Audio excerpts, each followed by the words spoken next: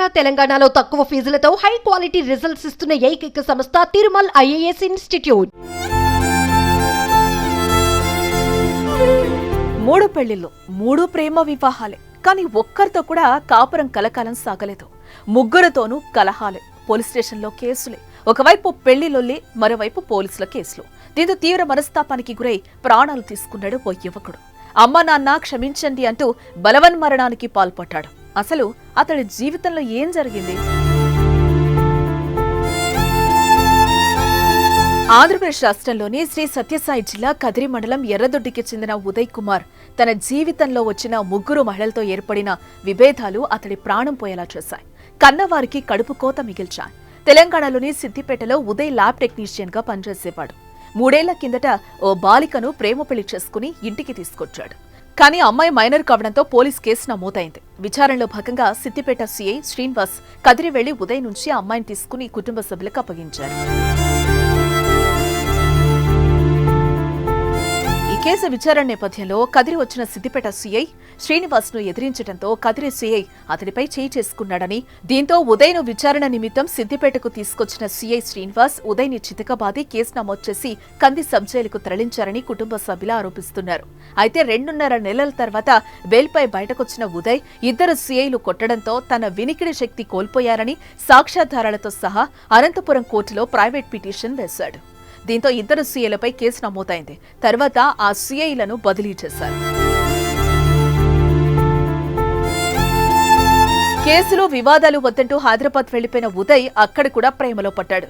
రాయలసీమకు చెందిన మరో యువతిని ప్రేమించి పెళ్లి చేసుకున్నాడు. ఆమెతో జీవితాంతం సంతోషంగా ఉండాలని భావించాడు. కానీ ఏడాదికి ఆ పెళ్లి పెటాకులైంది. అంతేకాదు అక్కడ కూడా కేసులు ఎదుర్కోవాల్సి వచ్చింది. ఆ యువతి తల్లిదండ్రులు ఉదయ్పై పోలీస్ స్టేషన్లో ఫిర్యాదు చేశారు. దీంతో ఈసారి భద్రాచలం వెళ్లాడు ఉదయ్. మళ్లీ అక్కడ సేమ్ సీన్ రిపీట్. ఈసారి ఆంధ్ర ప్రాంతం అమ్మాయిని పెళ్లి చేసుకుని తిరిగి సొంతూరు తీసుకొచ్చాడు. ఈసారి కూడా ఏమైందో ఏమో, 3వ అమ్మాయి కూడా చెప్పా పెట్టకుండా ఉదయ్ని వదిలేసి వెళ్లిపోయింది. 3వ అమ్మాయి బంధువులు కదిరిలో కేసు పెట్టారు.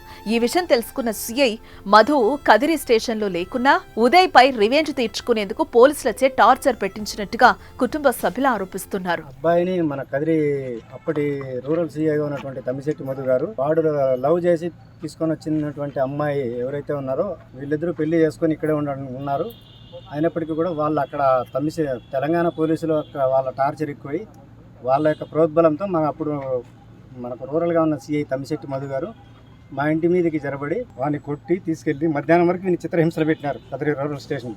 12వ తారీఖు రిమాండ్కి పెట్టి అక్కడ సబ్ జైలుకి పంపించినారు సార్. కంది సబ్ జైలు, సంగారెడ్డిలో కంది సబ్ జైలుకి పంపించినారు. బెయిల్ తీసుకొచ్చిన తర్వాత వాడి చెవు నొప్పి బాగుందని చెప్పి అక్కడికి వెళ్తే గవర్నమెంట్ హాస్పిటల్ అనంతపూర్లో చూయించుకుంటే ఏదో దెబ్బ తగలడం వల్లనే ఇదైందని చెప్పి వాళ్ళు డాక్టర్ గారు చెప్పడం వల్ల ఈఎన్టీ డాక్టర్ గారు వాడు అనంతపూర్ కోర్టులోకి వెళ్ళి ప్రైవేట్ కేసు వేసినాడు. కంప్లైంట్ ఎవరెవరి పైన.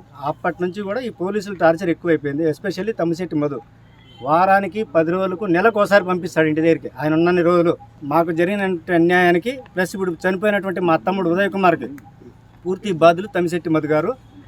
తక్షణం తమ్మిశెట్టి మధు గారిని సస్పెండ్ చేయాలా, తమ్మిశెట్టి మధు గారి పైన యాక్షన్ తీసుకోవాలి. ఆల్రెడీ వాళ్ళ పైన కేసు నడుస్తుంది అనంతపురం జిల్లా కోర్టులో. ఏ రోజు కూడా వాళ్ళు కోర్టుకు అటెండ్ అయిన దాఖలాలు లేవు.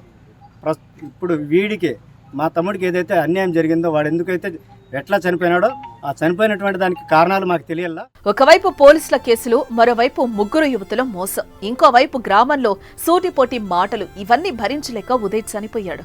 తనకు జరిగిన అన్యాయాన్ని వివరిస్తూ సుదీర్ఘ లేఖ రాశాడు. సెల్ఫీ వీడియో తీసి అందులోనూ అంతా వివరించాడు. కదిరి సీఐ తనను వేధిస్తున్నాడని పేర్కొన్నాడు. అమ్మా నాన్న నన్ను క్షమించండి, ఎవరికీ భయపడకండి అంటూ వీడియోలో తెలిపాడు. అనంతరం చెట్టుకు ఊరేసుకుని జీవితాన్ని ముగించాడు. శుక్రవారం తెల్లవారుజామున చెట్టుకు వేలాడుతున్న కుమారుని చూసి తల్లిదండ్రులు బోరున విలపించారు. ఏదేమైనా 3 పెళ్లిళ్ల లొల్లికి ఉదయ్ ప్రాణం బలైంది. అతడి కన్నవారికి పుత్ర శోకాన్ని మిగిల్చింది. దీనిపై మీ అభిప్రాయాన్ని కామెంట్ చేయండి.